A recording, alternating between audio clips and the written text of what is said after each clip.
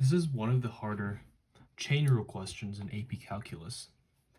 For f of x equals to the square root of cosine 3x to the 7th plus 6x, find the derivative. So first, we will want to organize this equation so that it makes it more readable for us.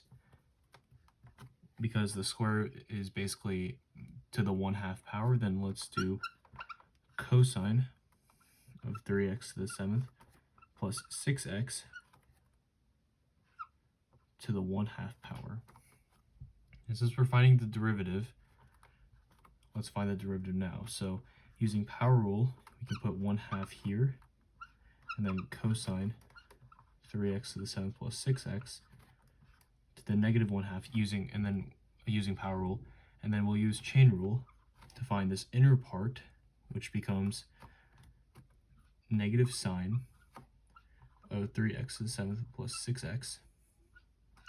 And then we have another inner part, so we're going to have to find the derivative of that as well.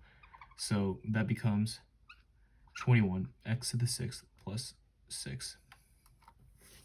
This may seem like a lot, and it is, but we're going to have to organize this a little bit. So this becomes negative 1, because the negative goes here. So negative 1 over 2 times 1 over the square root of cosine 3x to the 7th plus 6x. And then you have just times,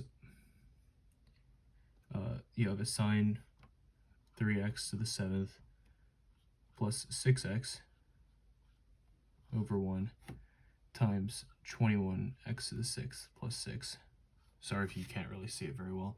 And then lastly, we can just do negative sine 3x to the 7th plus 6x times 21x to the 6th plus 6th over 2 times the square root of cosine 3x to the 7th plus 6x. And that is our answer.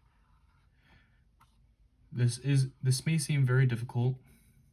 It is. But using the chain rule and basic concepts of calculus, you should be able to get this fairly easily.